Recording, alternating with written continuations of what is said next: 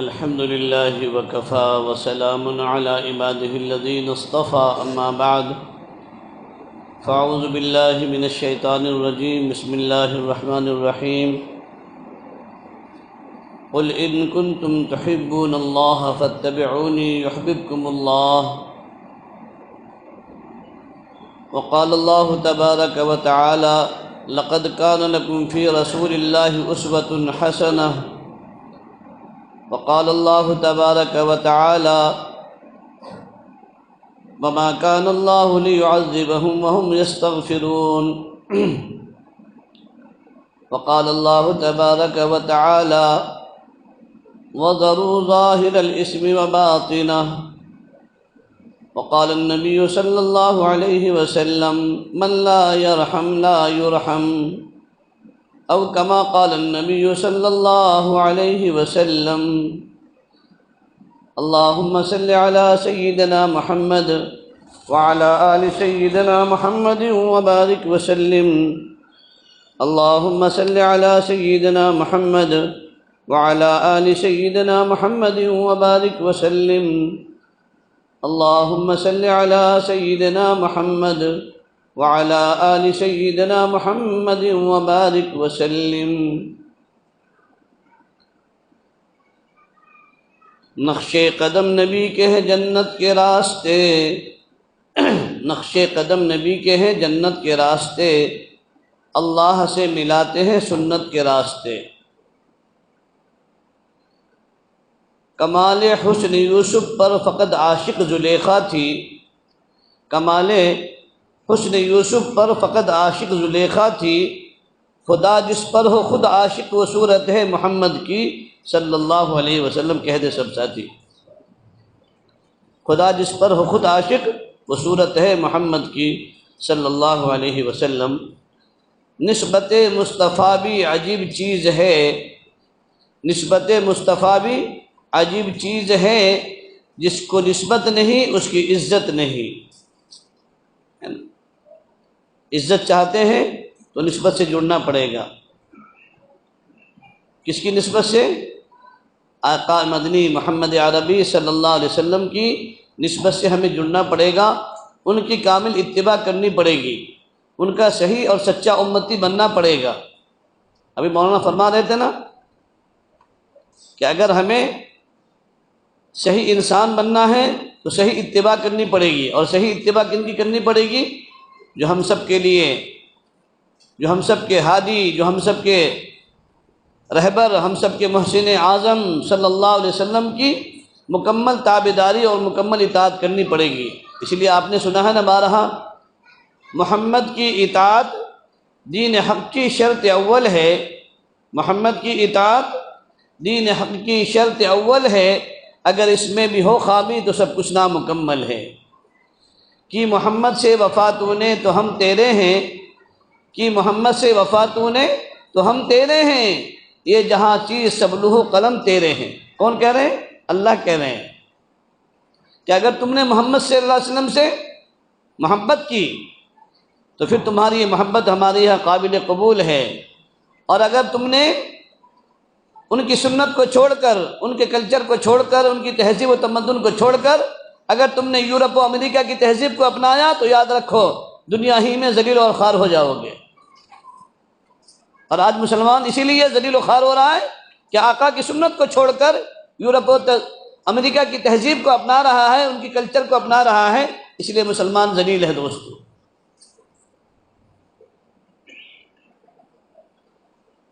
یہ وہ نبی ہیں جس کو نسبت مصطفیٰ بھی عجیب چیز ہے جس کو نسبت نہیں اس کی عزت نہیں خدا نے نبی سے یوں فرمایا جو تمہارا نہیں وہ ہمارا نہیں جو تمہارا نہیں وہ ہمارا نہیں یہ وہ نبی ہیں جن کی غلامی میں ہے ہر بشر یہ وہ نبی ہیں جن کی غلامی میں ہے ہر بشر یہ وہ نبی ہیں جن کی غلامی میں ہے ہر شجر شجر یہ جتنے درخت ہیں کس کی غلامی کر رہے ہیں آقا مدنی صلی اللہ علیہ وسلم کی اور ہم کس کی غلامی کر رہے ہیں بولو نبی کا امتی کس کی غلامی کر رہا ہے بولو بھائی کس کی غلامی کر رہا ہے اگر آقا کی غلامی کرتا تو خدا کی قسم مسلمانوں پر یہ آج حالات نہ آتے، ہے نا۔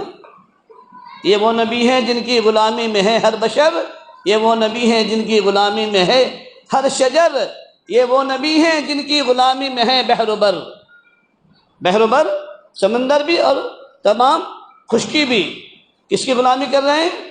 آقا مدنی محمد عربی صلی اللہ علیہ وسلم کی غلامی کر رہے ہیں۔ یہ وہ نبی ہیں جن کی غلامی میں ہے بحر و بر، یہ وہ نبی ہیں جن کو بلایا گیا فرش سے عرش پر۔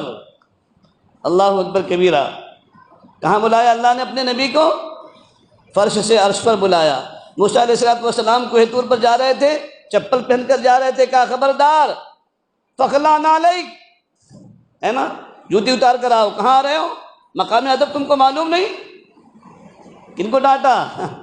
وقت کے نبی موسیٰ علیہ السلام کو ڈانٹا اللہ نے، اور نبی نے اتارنا چاہا تو کہا نبی جی نہیں نہیں، آپ چپل پہن کر کے آؤ، آپ کی چپل بھی مجھے محبوب، آپ کا چپل پہن کر آنا بھی ہے نا میرے لیے محبوب ہیں، میں اس کو عزت کی نگاہ سے دیکھتا ہوں، آپ کی نالین مبارک بھی میرے لیے کیا ہے؟ قابل قدر ہے۔ کون کہہ رہے ہیں؟ اللہ کہہ رہے ہیں۔ دیکھو کیسے خلیل اللہ نے مانگا، ایک زمزم والے کو مانگا، ایک کوثر والے کو مانگا، اور کہاں مانگا؟ بیت اللہ میں مانگا، کعبۃ اللہ میں مانگا نا دونوں کو، زمزم والا اسماعیل اور کوثر والے محمد عربی تاجدار مدینہ، ہے نا، آمنہ کا در یتیم صلی اللہ علیہ وسلم، دونوں کو مانگا ہے حضرت ابراہیم علیہ السلام نے، اور کعبۃ اللہ میں مانگا، اور اللہ نے دونوں دعائیں قبول کی ہے کہ نہیں کی ہے؟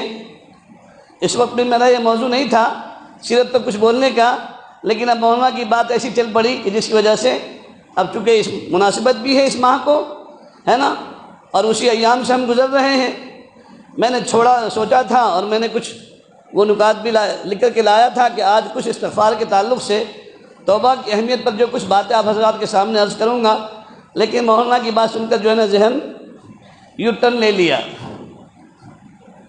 ہے نا، اور ہونا بھی چاہیے۔ بہرحال کم از کم ہم پورے سال اگر نبی کا تذکرہ نہیں کرتے تو اس مہینے کے اندر تو تذکرہ خیر کرنا چاہیے، لیکن وہ تذکرہ خیر کہ جس سے انسان کے اندر سنتوں کی رغبت پیدا ہو جائے، جو ہے نا، اور امتی نبی علیہ الصلوۃ والسلام کا امتی سچا امتی بن جائے، اور نبی علیہ الصلوۃ والسلام کا امتی عاشق رسول بن جائے۔ دامن چھوڑیں گے والا نہیں، پکڑنے والا، ہے نا، پکڑے نہیں تو چھوڑیں گے کب؟ چپ ہی نعرہ لگاتے دامن نہیں چھوڑیں گے، مصطفیٰ کا دامن نہیں چھوڑیں گے، مصطفیٰ کا دامن نہیں چھوڑیں گے۔ ارے پکڑج نہیں بھائی تو چھوڑنے کا سوال اس کیا آیا؟ اگر پکڑتا تو نبی جیسی صورت بناتا، نبی جیسا لباس اپناتا، نبی جیسا کلچر اپناتا، نبی کی تہذیب کو اپناتا، تو پکڑا ہی نہیں اور چپ ہی نعرے لگا رہے، اور پہچان میں بھی نہیں آ رہا کہ نبی کا غلام ہے کہ کسی آمدار کا غلام ہے، کسی خریدار کا غلام ہے، معلوم ہی نہیں پڑ رہا۔ مسلمان نے اپنی پہچان کھو دیا، ہر چیز کی پہچان ہے نا دوستو۔ آپ نے دیکھا ملٹری والا پہچانا جاتا کہ نہیں پہچانا جاتا؟ کہیں سے پہچانا جاتا؟ بولو کیا ہے اس کا؟ یونیفارم ہے نا، ڈریس ہے نا، ملٹری والا پہچانا جاتا ہے۔ دور سے بھی انسان دیکھتا ہے تو کہتا ہے نہیں بھئی یہ سرکاری انسان ہے، ملٹری والا ہے، فوجی ہے، اس کو مت چھیڑو، یہ سرکار کا آدمی ہے نا۔ ٹریفک پولیس والا پہچانا جاتا ہے، انسان سمجھ جاتا ہے بھئی گاڑی کیسے چلانی ہے، تیرے پاس لائسنس ہے کہ نہیں ہے، ورنہ اگر پکڑ لیا تو تجھے دنڈ دینا پڑے گا، پہچانا جاتا ہے۔ پوسٹ مین پہچانا جاتا ہے۔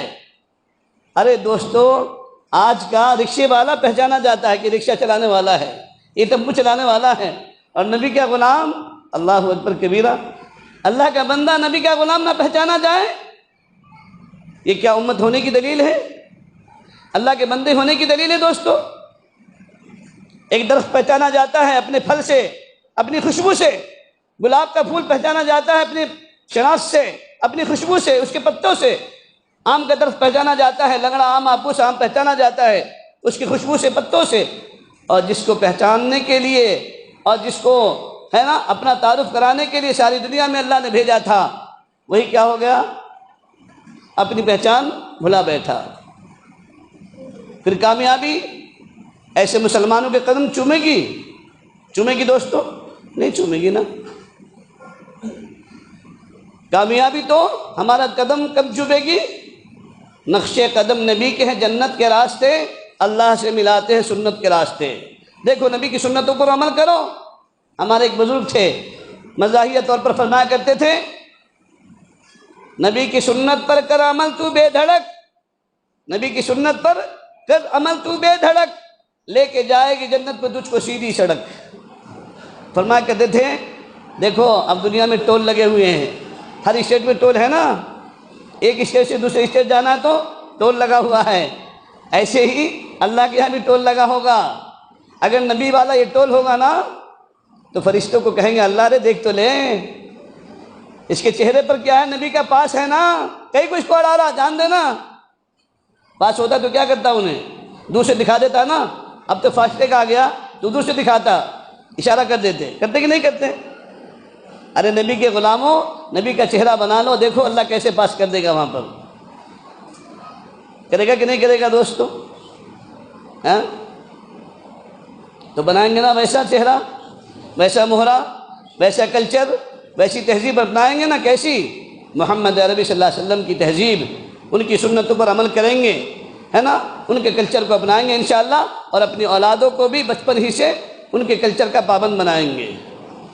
آج کی مائیں کیا کہتی ہے؟ بچہ ہے، باپ بھی کہتا ہے ابھی بچہ ہے نا، بڑا ہوگا تو یہ کرتا پاجامہ پہنے گا۔ نہیں، بچے کو بچپن سے سنت کا عاشق بناؤ، سنت کا عادی بناؤ، ایک ایک سنتیں بتاؤ کھانے کا۔ میرے نبی کا طریقہ بیٹے یہ ہے، وہ میری بیٹی نے میرے نبی کے کھانے کا طریقہ ایسا تھا، میرے نبی دسترخوان بچھایا کرتے تھے، ہاتھ دھویا کرتے تھے، بسم اللہ پڑھ کر کھایا کرتے تھے، پھر جو ہے نا درمیان میں دعائیں پڑھتے تھے، لقمہ گر جائے تو پھر اٹھا کر کھایا کرتے تھے، منہ سے لقمہ گر جائے اس کو نہیں کھانا۔ یہ سنتیں بتاؤ اپنے بچوں کو۔ بچہ پڑھنا نہیں جانتا، اس کو بسم اللہ نہیں آتی، آپ پڑھو، کم سے کم آپ کے پڑھنے کی وجہ سے اس بسم اللہ کا نور اس بچے کے سینے میں داخل ہوگا، اس بچے کے سینے میں داخل ہوگا۔ مائیں نہیں سکھاتی، مائیں نہیں پڑھاتی، بچہ ہے بھی نہیں، پڑھانا چاہیے، ماؤں کو پڑھنا چاہیے، کھانا بناتے وقت، جھاڑو دیتے وقت بسم اللہ کا اہتمام کرنا چاہیے۔ میرے نبی فرما رہے ہیں کل امر زبار لم یبدا بسم اللہ فہو اخطا وابتر، کہ ہر وہ کام جو بسم اللہ سے شروع نہ کیا جائے وہ ادھورا اور ناقص رہتا ہے۔ تو آپ اگر گھر کا کام کر رہی ہیں، ہماری مائیں، ہماری بیٹیاں، ہماری بہنیں، ہماری بیویاں، اس کو بھی بسم اللہ کا اہتمام کرنا چاہیے۔ آپ دیکھو بسم اللہ کی عادت ڈال لو، پھر دیکھو آپ کے کام میں کیسے مدد ہوتی ہے، کھانے میں کیسی برکت آتی ہے، اور جو اس کھانے کو کھائے گا اس کا دل منور ہوگا۔ کیوں؟ اس لیے کہ اس کھانے کے اوپر اللہ کا نام لیا گیا ہے۔ میں نے بارہا سنا ہے، اس مسجد کے اندر بھی سنایا ہے، مولانا الیاس صاحب رحمۃ اللہ علیہ کی امی آٹا گوندتے گوندتے سانتے سانتے 7000 مرتبہ بسم اللہ الرحمن الرحیم پڑھتی تھی۔ اب جس آٹے پر بسم اللہ 7000 مرتبہ پڑھا جائے گا، کیا اس کھانے کے اندر نور منتقل نہیں ہوگا؟ اس روٹی کے اندر نور منتقل نہیں ہوگا اللہ کے نام کا؟ اور جو کھانا کھائے گا اس کا سینہ منور نہیں ہوگا، اس کا سینہ نورانی نہیں ہوگا؟ دوستو ضرور ہوگا، لیکن ماؤں کو سمجھائے کون، بیویوں کو بتائے کون؟ ہم خود بے دین ہیں، ہماری بیویاں بھی بے دین بن رہی ہیں، ہماری اولادیں بے دین بن رہی ہے نا؟ تو یہ وہ نبی ہیں جن کو بلایا گیا فرش سے عرش پر، ہے نا؟ کہاں سے کہاں بلایا؟ اللہ نے فرش سے عرش پر بلایا، ہے نا؟ یہ نغمہ فصل گل و لالا کا نہیں پابند، بہار ہو کے خزاں لا الہ الا اللہ، اسی کے لیے بیٹھے ہم لوگ، لا الہ الا اللہ کی ضرب لگانے ہی کے لیے، ہے نا؟ پہلے زمانہ کیا تھا؟ تکبیر تو اب بھی ہوتی ہے مسجد کی فضا میں اے انور، تکبیر تو اب بھی ہوتی ہے مسجد کی فضا میں اے انور، جس ضرب سے دل ہل جاتے تھے وہ ضرب لگانا بھول گئے۔ ایک زمانہ تھا رات کے تہائی حصے کے اندر جب ایمان والے غیر ایمان والے چلتے تھے مسلمانوں کی گلیوں سے، تو امت کی ماؤں کی تلاوت قرآن کی اور جو ہے اللہ کے ذکر کی بھن بھناہٹ کی آواز آیا کرتی تھی گھروں سے، اللہ کی رحمت متوجہ ہوا کرتی تھی، اللہ کے فرشتے آتے تھے، مبارکبادی دیتے تھے، دروازے پر جو ہے برکتوں کے دہانے کھول دیا کرتے تھے۔ اب مسلمانوں کا دروازہ 9 بجے تک بند رہتا ہے اور غیروں کا دروازہ 4 بجے کھل جاتا ہے۔ ان کی خواتین اٹھتی ہیں، صبح سویرے جھاڑو لگاتی ہیں، پانی مارتی ہیں اور پھر وہ رنگولی کرتی ہیں۔ نکالتی کہ نہیں نکالتی؟ اللہ کے تو وہ بھی بندے ہیں نا، وہ بھی بندیاں ہیں۔ اللہ کو اس سے دشمنی ہے کیا؟ نہیں، اللہ نے تو وعدہ کیا نا ان کو بھی پالنے کا، دینے کا۔ اللہ کی کسی کی رشتہ داری نہیں ہے دوستو۔ جو اللہ کے امر پر، اللہ کے حکم پر عمل کرے گا، اللہ اس کی مدد کرے گا، اللہ کی رحمت ادھر متوجہ ہوگی۔ تو اب وہ نبی کی سنتوں کو، نبی کے کلچر کو وہ اپنا رہے ہیں، نبی کی حدیث پر وہ عمل کر رہے ہیں، تو اللہ کی رحمت ادھر متوجہ ہو رہی ہے۔ اور ہمارے دروازے پر فرشتے آتے ہیں، دیکھتے ہیں کہ دروازہ بند ہے، لعنت اللہ ہے نا، اللہ کی لعنت برساتے ہیں، بھیجتے ہیں اور واپس چلے جاتے ہیں۔ پھر مسلمان کہتا ہے برکت نہیں ہو رہی ہے۔ کہاں سے برکت آئے گی؟ برکت کیا دکان میں ملتی ہے کیا؟ سونار کی دکان میں ملتی ہے برکت؟ نہیں، بولے ہمارے گھر میں برکت ہے۔ کی بولے تو ہمارے بیٹے کا نام برکت ہے نا، تو برکت ہی برکت ہے، نام سے برکت نہیں آتی دوستو، سمجھے نا؟ ہاں، اللہ اور اللہ کے رسول صلی اللہ علیہ وسلم کے حکم پر عمل کرنے سے برکتیں آتی ہے، ان کی شریعت اور سنت پر عمل کرنے سے برکت آتی ہے۔ تو دیکھو شاعر کیا کہتا ہے نا، عارف باللہ کیا کہتے ہیں؟ بہار ہو کے خزاں ہو لا الہ الا اللہ، در فشانی نے تیرے قطروں کو دریا کر دیا، در فشانی نے تیری قطروں کو دریا کر دیا، دل کو روشن کر دیا، آنکھوں کو بینا کر دیا، صلی اللہ علیہ وسلم۔ کن کی وجہ سے ہو گیا؟ ارے ہم محمد کے غلام بن گئے ہیں، محمد صلی اللہ علیہ وسلم پر درود و سلام کا نذرانہ بھیجنے والے بن گئے ہیں، تو اللہ تعالیٰ نے کیا کیا؟ ہمارے دل کو بھی روشن کر دیا، آنکھوں کو بھی منور کر دیا، بینا کر دیا، ہے نا؟ ورق ختم ہوا، مدح باقی ہے، سفینہ چاہیے اس بحر بے قرار کے لیے۔ آقا مدنی محمد عربی تاجدار بطحہ آمنہ کا در یتیم صلی اللہ علیہ وسلم کی صفاتوں کو لکھنے کے لیے، ان کی تعریف کو لکھنے کے لیے دنیا کے بڑے سے بڑے رائٹر کے قلم ٹوٹ گئے، دنیا کے درخت سوکھ گئے، دنیا کی جو ہے نا تمام سمندر کی سیاہی بنا لی گئی دوستوں، سب ختم ہو گئے، لیکن پیارے آقا صلی اللہ علیہ وسلم کی سیرت لکھنے والے اس بات پر آ کر مجبور ہو گئے کہ برق ختم ہوا، برق ختم ہو گیا، مدح باقی ہے نا؟ برق ختم ہو گیا، مدح باقی ہے، یعنی سارے ہم نے دنیا کے کاغذات کھو بیٹھے، لیکن آپ علیہ الصلوۃ والسلام کی تعریف لکھنے پر اور ان کی تعریف کو لکھنے کے لیے، ان کی سیرت کو لکھنے کے لیے ہم سے ان کا حق ادا نہیں ہو سکتا، ہے نا؟ بعد از خدا بزرگ تو یہ قصہ مختصر۔ نبی علیہ الصلوۃ والسلام کی تو ذات گرامی دوستو یہ ہے نا؟ اور نبی کی سیرت لکھنے والے، نبی کی تعریف لکھنے والے، نبی کی زندگی کو لکھنے والے، نبی علیہ الصلوۃ والسلام کا ایک ایک جزء کو بیان کرنے والے، بیان کر کے تھک گئے، ان کے قلم ٹوٹ گئے دوستو، سیاہی ختم ہو گئی، لیکن اس بحر بے قرار کی جو ہے نا تعریف مکمل نہ ہو سکی، ہے نا؟ محمد عربی صلی اللہ علیہ وسلم کو جب اللہ تبارک و تعالیٰ نے مبعوث کرنا چاہا دوستو، معلوم ہے آپ کو اللہ تعالیٰ نے کیا کیا کیا؟ ساری دنیا کے انسانوں کا جائزہ لیا، سارے خاندان والوں کا جائزہ لیا، ہے نا؟ سب خاندان والوں کا جائزہ لیا، سب کو پرکھا، سب کو دیکھا۔ پھر اللہ تعالیٰ نے ساری سرزمین کا جائزہ لیا، لیکن انتخاب کون سی زمین کا کیا؟ انتخاب مکۃ المکرمہ ہی کا کیا نا؟ اور کیوں کیا؟ اسی سرزمین کا، اس سرزمین کا انتخاب کیوں کیا؟ علماء نے نکتہ لکھا ہے، صرف کے لکھنے والوں نے لکھا ہے، اس لیے کہ مکۃ المکرمہ جو ہے نا یہ پوری زمین، پوری دنیا کا وسط ہے، بیچ ہے نا؟ اور چونکہ اللہ رب العزت کو اپنے نبی کو دنیا کا امام بنانا تھا، اور امام کہاں ہوتا ہے؟ آگے ہوتا ہے اور بیچ میں ہوتا ہے۔ مصلی کہاں؟ وہاں ہوتا ہے کہ یہاں ہے بیچ میں؟ مصلی کہاں پر رکھا جاتا ہے دوستو؟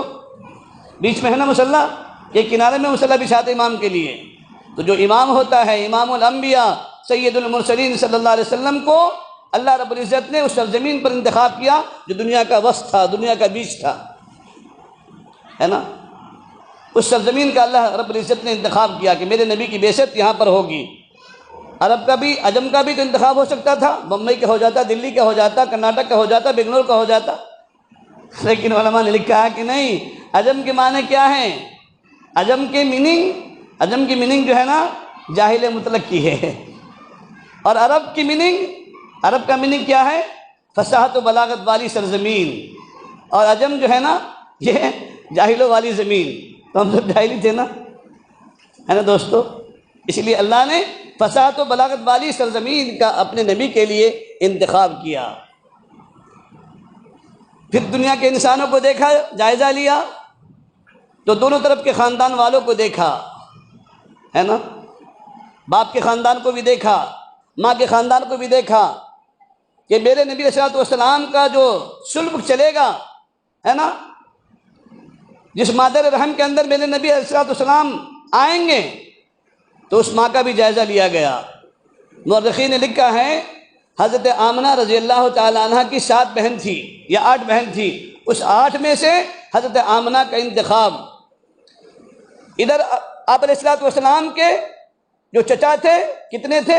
11 تھے، عبد المطلب کی 12 اولاد تھی، اس 12 میں سے حضرت عبداللہ کا انتخاب، ہے نا؟ عبد المطلب دادا کا ہی انتخاب کیوں؟ حالانکہ اور بھی ان کے بھائی تھے، ان میں ہو سکتا تھا، لیکن حضرت عبداللہ مطلب کا انتقال، ہے نا، ان کے پردادا آپ علیہ السلام کے پردادا حضرت ہاشم، ان کا انتخاب، اور پھر جتنے بیٹے تھے ان تمام میں سے حضرت عبداللہ کا انتخاب۔ مورخین نے لکھا ہے کہ عبد المطلب کے تو اتنے سارے بیٹے تھے، عبداللہ، عبدالعزیٰ، ہے نا، عبد المناف، یہ سارے تو تھے نا، ان میں سے کسی کا انتخاب کرنا چاہیے تھا، لیکن اللہ تعالیٰ نے حضرت عبداللہ کا انتخاب کیوں کیا؟ قربان جائیے اللہ رب العزت کی شان کریمی پر، ہے نا، اور اپنے نبی کے جو ہے نا مقام اور قرب کو اور ان کی شان کو بڑھانے کے لیے اللہ رب العزت نے کیا فرمایا؟ عبداللہ، اگرچہ بندہ تو میرا ہے، لیکن اس کا میننگ کیا ہے بظاہر؟ عبداللہ بت کا بندہ، عبدالعزیٰ بت کا بندہ، اور عبداللہ اللہ کا بندہ، ہے نا؟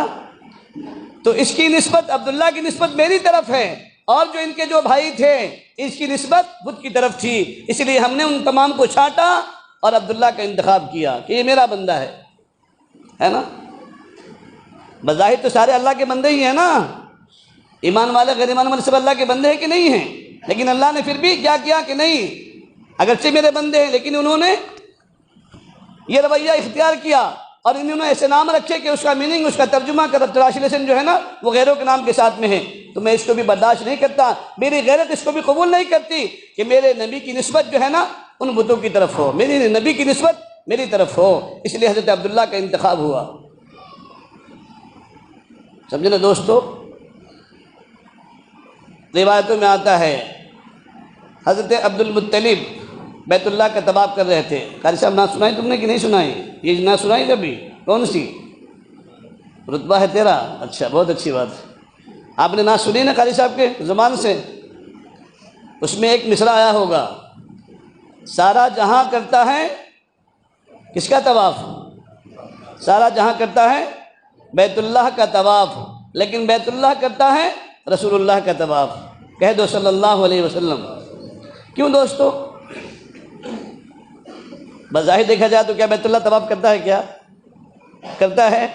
وہ چلتا ہے کیا؟ گھومتا ہے کیا بیت اللہ؟ اس کے پتھریں گھومتے، در و دیوار گھومتی نہیں، لیکن دیکھو اللہ کو کیسا اپنے نبی کے مقام کو بڑھانا تھا، اپنے نبی کی شان کو بڑھانا تھا۔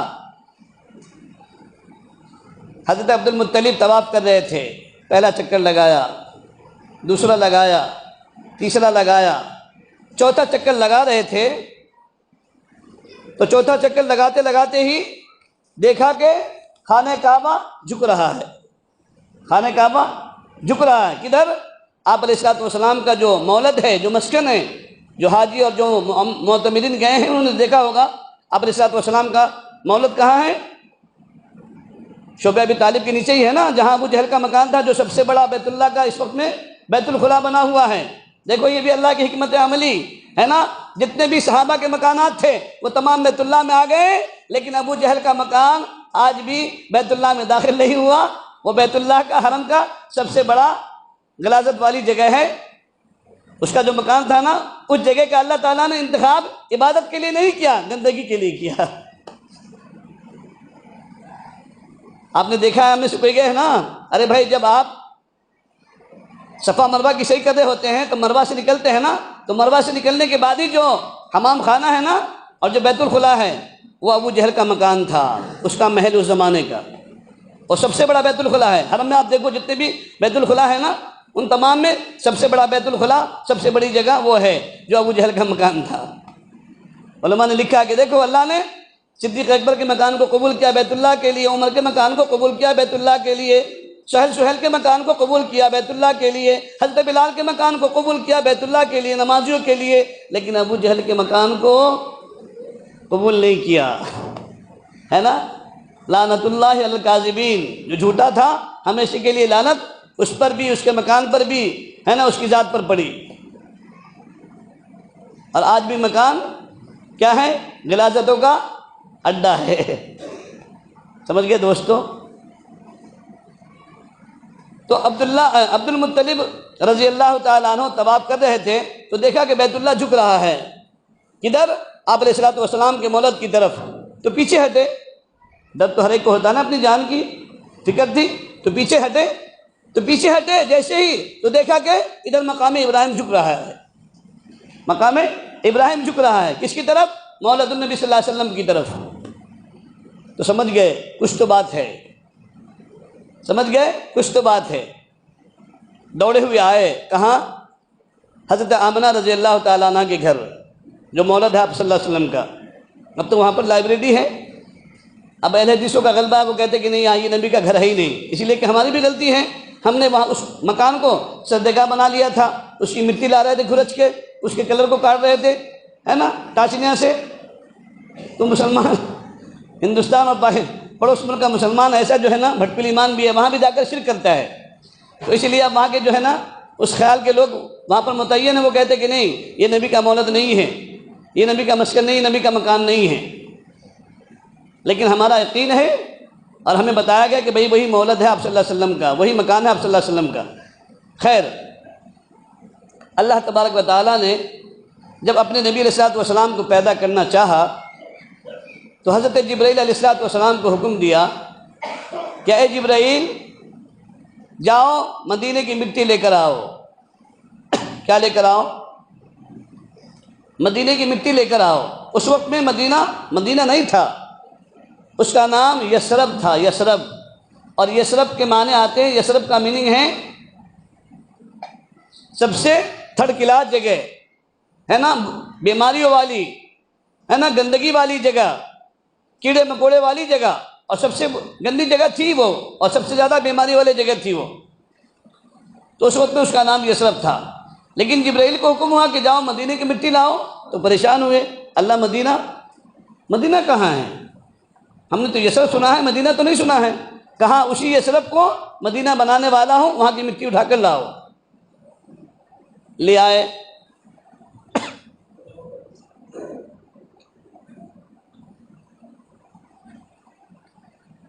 پھر اللہ تعالیٰ نے فرمایا اے جبرائیل اب تم مٹی لے آئے ہو نا جنت کی، اب جنت میں جاؤ۔ فرمایا اے جبرائیل جنت سے مشک لاؤ، لے آئے۔ پھر فرمایا جاؤ جبرائیل جنت کا کافور لاؤ، لے آئے۔ پھر کہا جاؤ جبرائیل جنت کا زعفران لاؤ، لے آئے۔ پھر فرمایا اے جبرائیل جاؤ جنت کی سنبل لاؤ، لے آئے۔ پھر فرمایا اے جبرائیل اب جاؤ جنت کی تو بہت ساری نہریں ہیں جو لامحدود ہیں، تم اس کو گن نہیں سکتے۔ جنت کی نہروں کا احاطہ کسی مورخ نے نہیں کیا ہے کہ جنت کے اندر کتنی نہریں ہیں، لا تعداد ہے۔ لیکن اللہ نے فرمایا اے جبرائیل اس جنت کے اندر 3 بڑی نہریں ہیں، ان 3 نہروں کا پانی لاؤ۔ فرمایا جاؤ جبرائیل معین کا پانی لے کر کے آؤ، لے آئے۔ فرمایا جاؤ سلسبیل کا پانی لے کر کے آؤ، لے آئے۔ پھر فرمایا جاؤ رحیق کا پانی لے کر کے آؤ، لے آئے۔ 3 نہریں بڑی ہیں، معین، سلسبیل اور رحیق، یہ 3 بڑی نہریں ہے نا، اور وہ 4 چیز 7 ہو گئی نا۔ لے آئے، لانے کے بعد میں جبرائیل نے پوچھا باری تعالیٰ اس خمیرے کا، اس معجون مرکب کا کیا بنے گا؟ آپ نے اتنی ساری چیزیں منگوائی اور ہر بار آپ نے حکم دیا جاؤ لے کر آؤ، جاؤ لے کر آؤ، ایک بار ہی کہہ دیتے نا، میں ایک بار سب لے آتا۔ اللہ نے فرمایا اوہ جبرائیل، تمہیں پھر میرے نبی کی شان کیا معلوم ہوتی؟ مجھ کو تو اس خمیرے سے، اس معجون مرکب سے میرے نبی کی بعثت کرنی ہے، اسی لیے میں نے تم کو بار بار دوڑایا، جاؤ لے کر آؤ، جاؤ لے کر آؤ، ہے نا۔ لے آئے، لانے کے بعد میں پوچھا تو اللہ نے فرمایا اے جبرائیل، میں نے مدینے کی مٹی اس لیے منگایا تاکہ میرا نبی محمد عربی صلی اللہ علیہ وسلم دنیا والوں کے سامنے بظاہر چلتا نظر آئے گا، لیکن میرے نبی علیہ الصلوۃ والسلام کا جسم بظاہر مٹی کا نظر آئے گا دنیا والوں کے سامنے، لیکن میرے نبی کا جسم مٹی کا نہیں ہوگا بلکہ مدینے کی مٹی ہوگی۔ فرمایا میرے نبی علیہ الصلوۃ والسلام کے جسم مبارک کے اندر جو خون دوڑ رہا ہوگا وہ بظاہر خون نہیں ہوگا بلکہ جنت کی مشک ہوگی۔ میرے نبی علیہ الصلوۃ والسلام کے جسم مبارک کے اندر جو رگیں ہوگی بظاہر وہ دنیا کے دیکھنے والے انسانوں کو رگ نظر آئے گی، لیکن یہ رگ نہیں ہوگی، نسیں نہیں ہوں گی، بلکہ یہ جنت کا زعفران ہوگا۔ فرمایا او جبرائیل، میں نے جو تم کو کافور کہا، کافور لے کر کے آؤ، جنت کی خوشبودار لکڑی، جنت کی خوشبودار لکڑی کو زعفران اللہ نے کہا، ایک کافور کہا، کافور لے کر کے آؤ۔ فرمایا او جبرائیل، جب میرا نبی علیہ الصلوۃ والسلام دنیا میں چلے گا پھرے گا، بظاہر دیکھنے والوں کو میرے نبی علیہ الصلوۃ والسلام کے جسم مبارک کے اندر ہڈی نظر آئے گی، لیکن وہ ہڈی نہیں ہوگی بلکہ جنت کا کافور ہوگا۔ فرمایا او جبرائیل، میں نے تم سے کہا جنت کی سنبل لاؤ، سنبل۔ اللہ نے فرمایا او جبرائیل، میں نے تم سے کہا جنت کی سنبل لاؤ، دیکھنے والے انسانوں کو بظاہر میرے نبی علیہ الصلوۃ والسلام کے جسم مبارک پر، نور چہرے مبارک پر بظاہر داڑھی نظر آئے گی، بال نظر آئیں گے، اور اس سر مبارک پر بال نظر آئیں گے، لیکن نہ یہ بال ہوں گے، نہ چہرے پر جو داڑھی ہے نا وہ بظاہر داڑھی کے بال نظر آئیں گے، اور سر مبارک پر بال نظر آئیں گے، لیکن اے جبرائیل یہ بال نہیں ہوں گے بلکہ جنت کی سنبل ہوگی، جنت کا درخت ہوگا، جنت کا درخت ہوگا۔ پھر فرمایا اے جبرائیل، تم معین کا پانی لائے، سلسبیل کا پانی لائے، رحیق کا پانی لائے، بظاہر دنیا کے انسانوں کو، دیکھنے والے انسانوں کو میرے نبی علیہ الصلوۃ والسلام کے جسم مبارک کے اوپر جو پیشانی مبارک ہے، اس پیشانی مبارک کے اوپر جو پسینہ نظر آئے گا، اور منہ مبارک کے اندر جو تھوک مبارک نظر آئے گا، دیکھنے والوں کو تھوک نظر آئے گا، دیکھنے والوں کو پسینہ نظر آئے گا، لیکن نہ یہ تھوک ہوگا نہ یہ پسینہ ہوگا بلکہ جنت کی ان 3 نہروں کا پانی ہوگا۔ سمجھ گیا دوستو؟ ان معجون مرکب سے اللہ رب العزت نے اپنے نبی سرکار مدینہ محمد عربی تاجدار بیضا صلی اللہ علیہ وسلم کا جسم مبارک کو تیار کیا ہے نا۔ آدم علیہ السلام کو کس سے تیار کیا؟ جبریل نے کہا اللہ اپنے نبی کو اتنی ساری چیزوں سے تیار کیا، اور جو سب سے پہلا نبی حضرت آدم جن سے ساری دنیا پھیلتی گئی، آپ نے تو ان کو کس سے پیدا کیا؟ کن ہو جا فیکون، بس وہ ہو گئے، ہے نا۔ پتلا بنایا اور پھر روح پھونک دی، کہا ہو جا فیکون، بس وہ چیز ہو گئی۔ اچھا، اپنے نبی کو آپ نے بچپنا بھی دیا، کھلونا بھی دیا، سب کچھ دیا نا۔ حضرت آمنہ کہنے لگی میرا لخت جگر، عبداللہ کا لخت جگر آج یتیم پیدا ہوا ہے، اس کو کھلونا کون دے گا، ہے نا۔ اس کی ولادت پر مٹھائی کون بانٹے گا، اس کا نام مبارک کون رکھے گا؟ قربان جائیے۔ اللہ نے کہا آمنہ گھبرانے کی ضرورت نہیں ہے، اگر میرا نبی کھلونا چاہے گا ساتوں آسمان کے ساتوں ستاروں کو، سارے ستاروں کو، اور سارے سورج کو، چاند کو میرے نبی علیہ الصلوۃ والسلام کا کھلونا بنا کر اس کی گود میں ڈال دوں گا۔ تو مٹھائی کا غم کرتی ہے، مٹھائی کا غم نہ کر، خوشی کا غم نہ کر۔ میرے نبی کی ولادت ہوگی، اگر تو چاہے گی، عبد المطلب چاہے گا، تو میں جنت کا بہترین پیڑا اور جنت کی بہترین جلیبی بھیج دوں گا، تو گمان بھی نہیں کر سکتی۔ سمجھے نا دوستو؟ تو حضرت آدم کو اللہ نے پیدا کیا اپنے کن اور فیکون سے، اور کہاں پیدا کیا؟ کہاں پیدا ہوئے حضرت آدم علیہ السلام؟ جنت میں کیا ہے؟ جنت میں پیدا نہیں ہوئے، وہ آسمان پر پیدا ہوئے ہیں، اور ان کو بچپنا نہیں ملا، پیدا ہوتے ہی 40 سال کے جوان ہو گئے تھے، 40 سال کے جوان ہو گئے تھے، یا 30 سال کے، کئی روایتیں ہیں، بہرحال جوان ہو گئے۔ اللہ نے کہا آؤ میرے آدم، میرا عرش دیکھو، عرش پر پہنچ گئے، کہا جاؤ ساتوں آسمان کی سیر کر کے آؤ، ساتوں آسمان کی تفریح کر کے آ گئے، گھوم کر آ گئے، ساتوں آسمان کو دیکھ کر کے آ گئے۔ اب اللہ نے کہا جاؤ آدم جنت کی سیر کرو، ہے نا، جنت کی تمام چیزوں کی سیر کرو، جنت کے درختوں کی، پتوں کی، حوروں کی، فرشتوں کی، سب کی۔ حضرت آدم علیہ السلام فرماتے ہیں میں نے سب چیزیں دیکھی، اللہ کا عرش دیکھا، ساتوں آسمان کو دیکھا، جنت کو دیکھا، جنت کے درختوں کو دیکھا، اس کے پتوں کو دیکھا، اس کی ٹہنیوں کو دیکھا، ہر چیز کو دیکھا، جنت کی حوروں کو دیکھا، جنت کے فرشتوں کو دیکھا۔ فرشتوں کو دیکھا ہی نہیں بلکہ تمام فرشتوں نے کیا کیا؟ مجھے سجدہ کیا۔ کیا کہ نہیں کیا؟ سجدہ کیا کہ نہیں کیا؟ کن کو؟ حضرت آدم علیہ السلام کو تمام فرشتوں نے سجدہ کیا۔ مورخین فرماتے ہیں حضرت آدم علیہ السلام ہی سے پوچھنا چاہیے۔ مولانا آگے آ جائیں بھائی، جو بھی علماء حفاظ ہوں آپ اپنی عاجزی انکساری نہ کیا کریں، ہر جگہ پر آگے آ جائیں۔ آپ آگے رہیں گے مجھے بھی تھوڑی سی ہمت ہوگی بولنے میں، آپ کی تائید ہوگی تو۔ اور علماء تو امام ہوتے ہیں نا، امت کے قائد ہوتے ہیں، امت کو، امام کو آگے رہنا چاہیے، پیچھے نہیں بیٹھنا چاہیے۔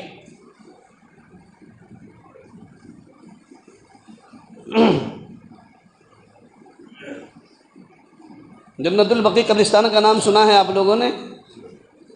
نام سنا ہے کہ آپ لوگوں نے؟ نشان پڑ جاتے ہیں۔ جنت البقیع قبرستان کا معمول یہ ہے کہ ہر 6 مہینے کے بعد میں وہاں کی قبریں تجدید کر دی جاتی ہے، یعنی دوسرے مردے وہاں پر دفنائے جاتے ہیں۔ تو وہاں کے جتنے بھی خدام ہیں، ملازمین ہیں، اور جن کے ذمے قبر کھودنا اور میت کو غسل دینا، اس کی تجہیز و تکفین جن کی ذمہ داری ہوتی ہے، تو جو ان کے مین ہوتے ہیں ان کا کام ہوتا ہے کہ ہر 6 مہینے کے بعد میں قبر کی تجدید کر دی جائے۔ تو ایک قبر کا نمبر آیا، جب کھودنے گئے تو دیکھا قبر جو کی تو ہے، لاش بھی جو کی تو ہے، کفن بھی جو کا تو ہے، اور خوشبو آنے لگ گئی، دار و قدار خوشبو پھوٹنے لگ گئی اس قبر سے۔ وہ نعت میں ہے نا ایک، محمد کے غلاموں کا کفن میلا نہیں ہوتا صلی اللہ علیہ وسلم، ہے نا۔ تو جو محمد کے غلام ہوں گے یقیناً صحیح معنوں میں غلام، ڈپلیکیٹ نہیں۔ ڈپلیکیٹ سکہ دنیا میں نہیں چلتا، آخرت میں نہیں چلے گا، کہ چلے گا؟ چلے گا کیا بھائی بتاؤ؟ ارے دنیا والے ڈپلیکیٹ نہیں لیتے ہیں۔ اب پنجی جو نوٹ ہے نا 500 کا، اس کو بھی دکاندار دیکھتا ہے ڈپلیکیٹ ہے کہ صحیح ہے۔ تو جب دنیا میں نہیں چلتا ڈپلیکیٹ سکہ، آخرت میں کہاں چلے گا؟ تو قبر کھودا، لاش جو کی تو ملی، کفن جو کا تو، کفن پر کوئی ایک داغ دھبا نہیں، اور خوشبو آ رہی تھی۔ پھر ڈھک دیا گیا۔ پھر 6 مہینے کے بعد پھر وہی قبر، اسی قبر کا نمبر آیا، پھر دیکھا تو وہی معاملہ، پھر تیسری مرتبہ پھر وہی معاملہ، قبر بھی صحیح سالم، کفن بھی صحیح سالم، اور چہرہ بھی صحیح سالم، اور خوشبو وہی پھوٹ رہی تھی۔ تو جو وہاں کے مین ذمہ دار ہے جنت البقیع کے، ان کو تشویش ہوئی کہ آخر معلوم کرنا چاہیے، پوچھنا چاہیے۔ تو رجسٹر ان کے پاس میں رجسٹر ہوتے باضابطہ سارے، دیکھا کہ بھائی یہ قبر کس کی ہے، کس سن میں انتقال ہوا ہے۔ تو 1.5 سال ہی ہوئے تھے، انتقال ہو کر 1.5 سال، ہر 6 مہینے کے بعد میں تجدید کی جاتی ہے، اور تیسرا مرحلہ آیا تھا تجدید کرنے کا۔ تو جب نام دیکھا اس کے گھر پر گئے سارے لوگ وہاں کے خدام جنت البقیع کے کہ بھئی تمہارے ابا کا کون سا ایسا بڑا عمل تھا کہ جس کی وجہ سے تمہارے ابا کی لاش بھی جو کی تو ہے، کفن بھی جو کا تو ہے، چہرہ بھی جو کا تو ہے، اور کفن پر ایک داغ دھبا بھی نہیں ہے۔ تو اولادوں نے کہا، بیٹوں نے کہا کہ ویسے تو ابا کے بہت سارے اعمال تھے، ہے نا، جن کو ہم جانتے بھی نہیں ہیں، ہاں لیکن ہم نے ہمیشہ ایک بات ضرور یہ دیکھا ہے کہ جب بھی کوئی حافظ قرآن والد صاحب کے سامنے آ جاتے تو ان کے سامنے کبھی بھی پاؤں پھیلا کر نہیں بیٹھتے، کبھی بھی پاؤں پھیلا کر نہیں بیٹھتے تھے۔ بس وہ جنت کے جو جنت البقیع کے جو خزانچی تھے وہ سمجھ گئے کہ بس یہی سب سے بڑا ان کا وہ عمل عظمت قرآن ہے نا، اور حافظ قرآن کے اکرام کی بنیاد کی بنا پر اللہ رب العزت نے ان کو اتنا بڑا مقام عطا فرمایا ہے۔ تو جب ایک حافظ قرآن کے ادب و احترام کرنے پر اللہ رب العزت اتنا بڑا درجہ عطا فرما سکتے ہیں، تو اگر ہم کریں گے تو ہمیں نہیں دیں گے کیا درجہ؟ ایک عالم دین کی قدر کریں گے تو اللہ ہمیں بھی نوازے گا نا۔ میں نے اس سے پہلے بھی غالباً سنایا ہے، امام احمد بن حنبل رحمۃ اللہ علیہ جو 4 اماموں میں سے ایک امام ہیں، اندھیرا زمانہ تھا اس وقت میں، یہ لائٹ کا جو زمانہ تھا نہیں، روشنی کا، وضو فرما رہے تھے، ایک انسان آ کر بیٹھ گیا امام صاحب کے اوپر، وضو کرتے کرتے دیکھا، اچانک نظر پڑی کہ امام صاحب نیچے بیٹھے ہوئے ہیں اور میرے وضو کا پانی امام صاحب کے وضو کے پانی سے ٹچ ہو کر نیچے جا رہا ہے۔ تو اس کی زمین نے اس بات کو گوارا نہیں کیا، اس کی غیرت نے اس بات کو گوارا نہیں کیا، وہ فوراً وہاں سے اٹھا اور نیچے جا کر بیٹھا، امام صاحب سے بھی نیچے، کہ ہاں اب امام صاحب کے وضو کا پانی مجھ گنہگار کے وضو کے پانی سے ٹچ ہو کر گیا، مس ہو کر گیا تو اچھی بات ہے، کوئی حرج نہیں، لیکن میرے وضو کا پانی امام صاحب کے وضو کے پانی سے ٹچ ہو کر جائے، یہ میری ضمیر کو گوارا نہیں، میری غیرت نے گوارا نہیں کیا۔ چند دن ہی نہیں ہوئے وہ اللہ کو پیارا ہو گیا، انتقال ہو گیا اس کا۔ تو امام صاحب کے بھی خواب میں آئے اور کئی اللہ والوں کے بزرگان دین کے خواب میں آئے کہ دیکھا وہ جنت میں ٹہل رہا ہے۔ کہاں ٹہل رہا ہے؟ جنت میں ٹہل رہا ہے۔ پوچھا بھائی تیرا تو ایسا کون سا بڑا عمل تھا، تیرا حساب و کتاب بھی نہیں ہوا کیا، مرتے ہی تو جنت میں؟ کہا کہ ہاں اللہ تعالیٰ نے رحم کا معاملہ کیا۔ کہا کس عمل کی بنیاد پر، کس عمل کی وجہ سے؟ تو کہا اس نے بس عمل کوئی نہیں تھا، اللہ نے کہا اے میرے بندے تو نے میرے نبی کی وارث کا ادب احترام کیا، ایک عالم دین کا ادب احترام کیا، اس ادب کی وجہ سے میں نے تیرے گناہوں کو معاف کر دیا، تجھے جنت میں بھیج دیا۔ سمجھ گئے دوستو؟ ایک عالم کا ادب احترام کرنے پر اللہ رب العزت اتنا خوش ہوتے ہیں، تو ہم کریں گے تو کیا ہمیں نہیں ملے گا؟ نہیں، ہمارا حال تو یہ، ہم نماز پڑھ کر جائیں گے اور وہاں جائیں گے نا گیٹ سے باہر کے امام کی برائی بیان کریں گے، کئی کی نماز ہماری، پھر وہ نماز کس فائدے کی دوستو؟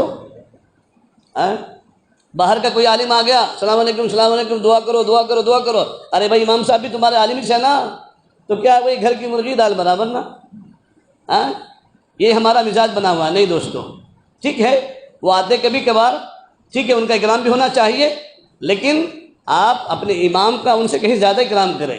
5 وقت آپ کو نماز پڑھاتے ہیں، آپ کو جنت میں جو ہے نا لے جانے والا عمل آپ کے جو ہے نا پورا کراتے ہیں، اور پھر جنازہ بھی تو آپ کا وہی پڑھائیں گے، انشاءاللہ ثواب بھی تو وہی کریں گے سب سے زیادہ آپ کو، کہ ہم کریں گے دنیا والے کریں گے دوسرے نہیں، اس لیے سب سے زیادہ اپنے امام کا ہے نا، اپنے گھر کے کوئی حافظ عالم ہے ان کا بھی اکرام ہونا چاہیے۔ باپ کیا سمجھتا ہے، ارے میرے بیٹا ہے حافظ ہوا ہے تو کیا ہوا، بڑا ہوا کیا، شانہ ہوا کیا؟ نہیں دوستو، اگرچہ آپ کا بیٹا بھی حافظ قرآن ہوا ہے، عالم دین ہوا ہے، تو آپ کو پہلے اس کا اکرام کرنا چاہیے، ہے نا، آپ کو اس کی قدر کرنی چاہیے۔ آپ قدر نہیں کریں گے، اکرام نہیں کریں گے تو باہر والا کیسے کرے گا، ہے نا؟ اسی لیے آپ اس کے ساتھ میں تمیز سے بات کریں، ارے ترے سے بات نہ کریں، اس لیے کہ اس کے سینے میں اب اللہ نے قرآن جیسی عظیم الشان کتاب کو محفوظ کر دیا ہے نا، حافظ قرآن بنا دیا ہے، عالم دین بنا دیا ہے۔ تو علم کی توہین اہانت علم، اہانت کفر ہے، معلوم ہے نا؟ عالم کی توہین گویا کہ علم کی توہین ہے، اور جس نے علم کی توہین کیا تو گویا کہ کفر تک پہنچ گیا، سمجھ گیا نا؟ ہاں جن کے عقائد میں بگاڑ ہے، فساد آ گیا، اور جن کے بارے میں علماء کہہ دیں ہماری ایک مستقل پوری جماعت علماء کی جماعت کہہ دے تو پھر اس کے بعد میں آمنا صدقنا ہونا چاہیے، ہے نا، یہ بھی وضاحت کروں میں آپ کے سامنے۔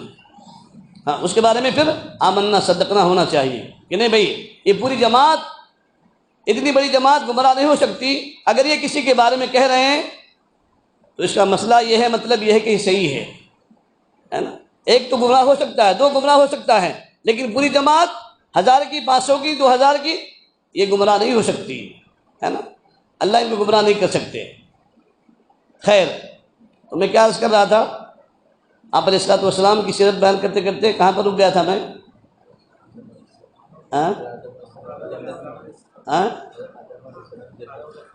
حضرت آدم علیہ السلام کہاں گئے؟ ہاں، جنت میں گئے، یہاں پر رک گیا تھا کیا میں؟ تو حضرت آدم علیہ السلام نے کیا کیا؟ درختوں کو دیکھا، ہے نا، اور درختوں کے پتوں کو دیکھا، اس کی ٹہنیوں کو دیکھا، شاخوں کو دیکھا، جنت کی حوروں کو دیکھا، جنت کے فرشتوں کو دیکھا۔ تو مورخین فرماتے ہیں کہ اب حضرت آدم علیہ السلام کو ہی پوچھنا چاہیے کہ آپ اللہ کے عرش پہ گئے تو آپ نے کیا دیکھا؟ آسمانوں پر گئے، 7 آسمان پر، تو آپ نے کیا دیکھا، ہے نا؟ حضرت آدم علیہ السلام فرماتے ہیں میں جنت کے اللہ کے عرش پر گیا، میں نے عرش کے پائے پر دیکھا محمد محمد محمد محمد صلی اللہ علیہ وسلم۔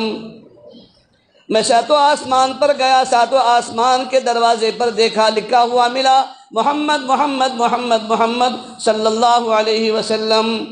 جنت کے اندر گیا، جنت کے 8 دروازے کے اوپر لکھا ہوا ملا محمد محمد محمد محمد صلی اللہ علیہ وسلم۔ جنت کے درختوں کو دیکھا، درختوں کے تمام ٹہنیوں کو دیکھا، پتوں کو دیکھا، تمام جنت کے درختوں پر لکھا ہوا تھا محمد محمد صلی اللہ علیہ وسلم۔ آپ بھی کہو صلی اللہ علیہ وسلم۔ میں نے پتوں کو دیکھا، جنت کے ہر پتوں کے اوپر لکھا ہوا تھا محمد محمد صلی اللہ علیہ وسلم۔ جنت کے تمام درختوں کی ٹہنیوں پر لکھا ہوا تھا محمد محمد محمد محمد صلی اللہ علیہ وسلم۔ میں نے دیکھا جنت کی حوروں کو، حوروں کے تمام حوروں کے گلے پر لکھا ہوا تھا محمد محمد محمد محمد صلی اللہ علیہ وسلم۔ میں نے جنت کے تمام فرشتوں کو دیکھا، تمام فرشتوں کی پیشانی پر لکھا ہوا تھا محمد محمد محمد محمد صلی اللہ علیہ وسلم۔ آدم نے ہر جگہ پر کن کو دیکھا، کن کو پایا؟ محمد کو پایا، جن کے صدقے میں اللہ نے دنیا کو بنایا، ہے نا۔ اور ہم کس کو دیکھ رہے ہیں؟ کس کا خواب دیکھ رہے ہیں؟ مال کا خواب، مال کا خواب بیان کرتے ہیں، ہے نا۔ بولے آج ہم کو نبی کا خواب آیا تھا اور ایسا آیا تھا۔ ارے نبی کا خواب کس کو بھی آتا ہے، کیسے بھی آتا ہے، کیا آتا ہے؟ ایسا نہیں کہ نہیں آتا، لیکن جو نبی کا عاشق ہو، سچا امتی ہو، نبی پر درود پڑھنے والا ہو، ذکر کرنے والا ہو، معاملات کی صفائی رکھنے والا ہو، نمازوں کا اہتمام کرنے والا ہو، قرآن کی تلاوت کرنے والا ہو، ایسوں کے خواب میں نبی آتے ہیں۔ اگر ایک سنت چھوٹ جاتی ہے نبی آ کر متنبہ کرتے ہیں، ہے نا۔ قل ان کنتم تحبون اللہ فاتبعونی، اللہ کہہ رہے ہیں نبی جی آپ کہہ دو، اگر آپ کہہ دو ان سے، اگر تم یہ چاہتے ہو، ہے نا، کہ اللہ مجھ سے محبت کرے تو کیا کرنی پڑے گی تمہیں؟ کیا کرنی پڑے گی؟ فاتبعونی، میری اتباع کرنی پڑے گی۔ کس کی؟ کس کی اتباع؟ محمد عربی صلی اللہ علیہ وسلم کی اتباع میں ہم سب کی کامیابی ہے۔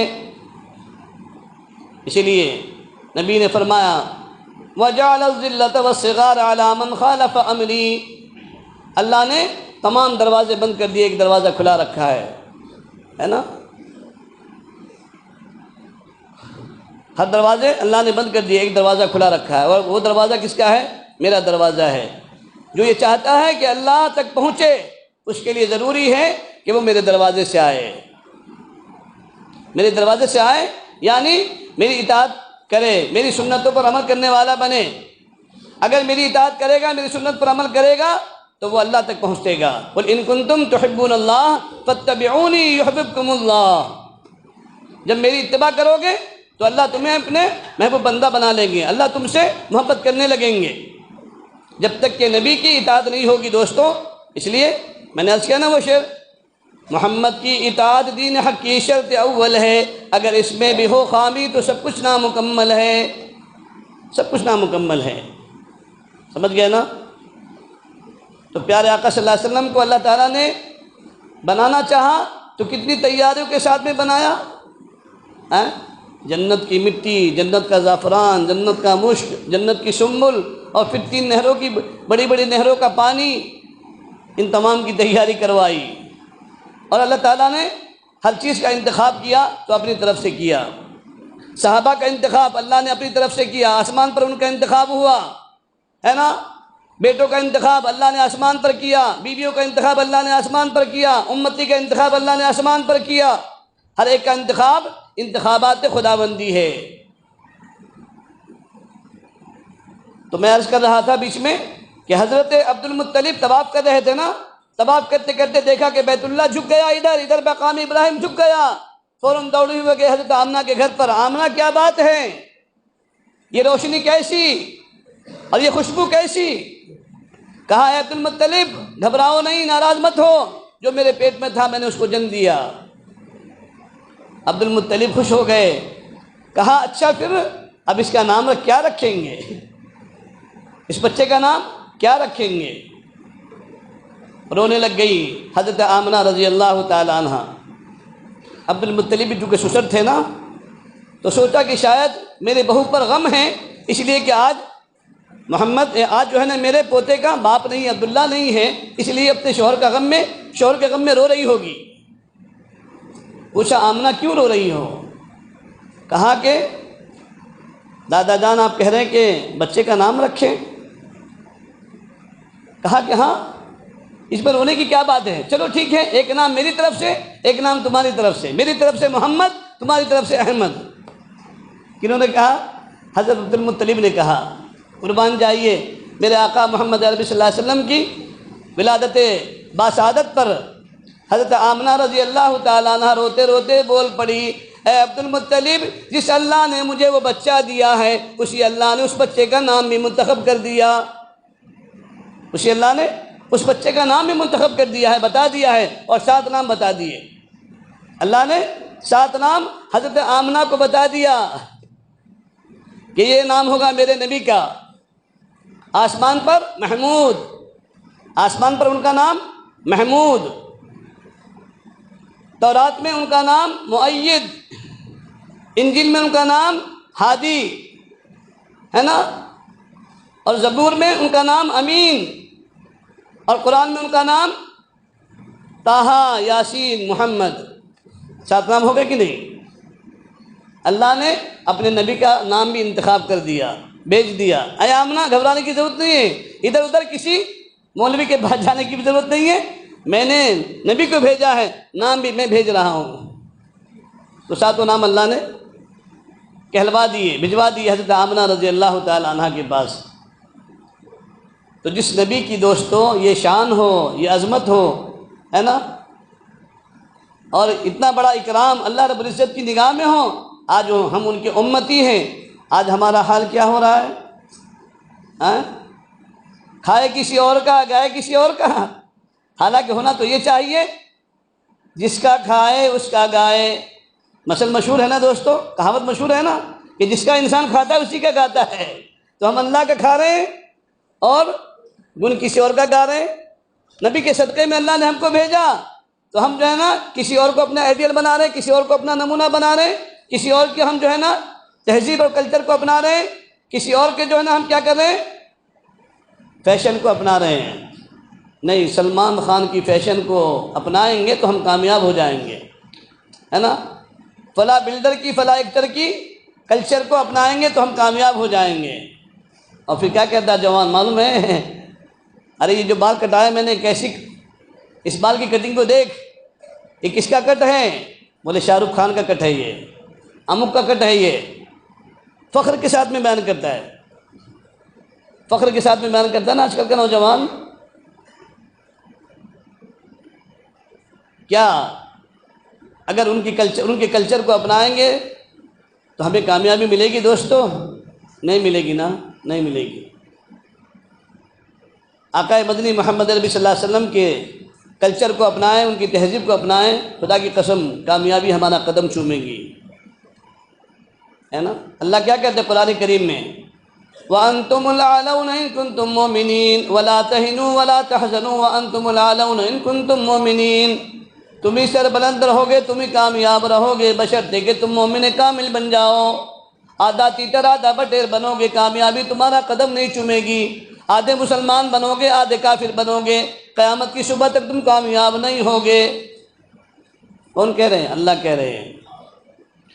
اللہ کہہ رہے ہیں قرآن کریم میں، یا ایھا الذین آمنوا ادخلوا فی السلم کافہ، اے ایمان والو پورے کے پورے داخل ہو جاؤ اسلام میں، پورے کے پورے، آدھے نہیں۔ جہاں دیکھی تباہ برات وہاں گزاری ساری رات، ہے نا؟ جہاں دیکھ لیا یہ بابا سے بھی ملے گا، اس سے بھی ہوگا، اس سے بھی ہوگا، تو کسی سے کچھ نہیں ہوگا، میرے رب سے ہوگا جو کچھ ہونا ہے نا؟ یہاں چلے گئے تو وہاں بھی سر ٹیک دیا، اور یہاں گئے تو یہاں بھی ماتھا ٹیک دیا۔ نہیں، ایسا دین، ایسا ایمان اللہ کو محبوب نہیں، اور اللہ کو پسند نہیں، اللہ کے یہاں مقبول نہیں۔ اللہ کیا کہہ رہے ہیں؟ وَمَن يَبْتَغِ غَيْرَ الْإِسْلَامِ دِينًا فَلَن يُقْبَلَ مِنْهُ، اللہ کیا کہہ رہے ہیں؟ فَلَن يُقْبَلَ مِنْهُ، جو دین اسلام کے علاوہ کسی اور دین کو، کسی اور مذاہب کو، کسی اور طریقے کو اپنائے گا، اللہ کے ہاں وہ مردود قرار دیا جائے گا، اللہ کے ہاں وہ مردود قرار دیا جائے گا۔ اللہ کے ہاں قابل قبول جو ہے نا وہ اللہ کا دین ہے، نبی صلی اللہ علیہ وسلم کی شریعت اور سنت ہے نا؟ تو اگر ہم چاہتے ہیں کہ کامیابی ہمارا قدم چومے، ہم کامیاب ہو ہر جگہ پر، اپنی دکان میں کامیاب ہو، اپنے مکان میں کامیاب ہو، اپنے کاروبار میں کامیاب ہو، اپنی تجارت میں کامیاب ہو، اپنی بزنس میں کامیاب ہو، تو ہمیں دیکھنا پڑے گا میرے آقا صلی اللہ علیہ وسلم کی بزنس کیسی تھی، میرے آقا صلی اللہ علیہ وسلم کی دکانداری کیسی تھی، میرے آقا صلی اللہ علیہ وسلم کی نماز کیسی تھی، میرے آقا صلی اللہ علیہ وسلم کا کھانا کیسا تھا، میرے آقا صلی اللہ علیہ وسلم کا چلنا کیسا تھا، میرے آقا صلی اللہ علیہ وسلم کی ملاقات کیسی تھی۔ ان تمام چیزوں کے اندر دیکھنا پڑے گا آقا علیہ السلام کی سنت کو۔ اسی لیے اللہ نے کیا کہا؟ لَقَدْ كَانَ لَكُمْ فِي رَسُولِ اللَّهِ أُسْوَةٌ حَسَنَةٌ، ہم نے تمہارے لیے، تمہارے ہی میں سے ایک نبی کو بھیجا ہے، اور آئیڈیل بنا کر، اسوہ حسنہ بنا کر تمہارے لیے ہم نے ان کو بھیجا ہے، نمونہ بنا کر تمہارے لیے بھیجا ہے۔ اپنی زندگی کو ان کی زندگی سے، ان کی زندگی میں ڈھال لو، کامیاب ہو جاؤ گے۔ ہماری زندگی ان کی زندگی سے میل کھا جائے، ہمارا چلنا، ہمارا پھرنا، ہمارا کھانا، ہمارا پینا، ہماری شادی، ہماری بیاہ، ہماری منگنی، جو بھی کچھ ہے، ہماری تجارت، کاروبار، سب جو ہے نا کس میں میل کھا جائے؟ نبی علیہ الصلوۃ والسلام کے طریقے سے میل کھا جائے، نبی علیہ الصلوۃ والسلام کی زندگی سے میل کھا جائے، ہم کامیاب ہو جائیں گے۔ اور اگر ہم اس سے ہٹ کر زندگی بسر کر رہے ہیں دوستو، تو پھر ہم دھوکے باز مسلمان ہیں، غدار مسلمان ہیں۔ اسی لیے دیکھو آج اللہ ناراض ہو چکے ہیں، 2 سال کا عرصہ بیت گیا، اللہ نے کہا نہیں، اب بیت اللہ تمہاری شکل کو دیکھنے کو تیار نہیں، میرے نبی کا روزہ بھی تمہاری شکل کو دیکھنے کو تیار نہیں، چلو اب ضرورت نہیں تمہاری، ہے نا؟ تم کھاتے ہو میرا، پیتے ہو میرا، گاتے ہو کسی اور کا، عبادت کسی اور کی کرتے ہو، میری ذات میں کسی اور کو شریک ٹھہراتے ہو۔ اللہ کو یہ چیز معتبر نہیں ہے دوستو، اللہ کو یہ چیز پسند نہیں ہے، محبوب نہیں ہے، محمود نہیں ہے اللہ کے نزدیک۔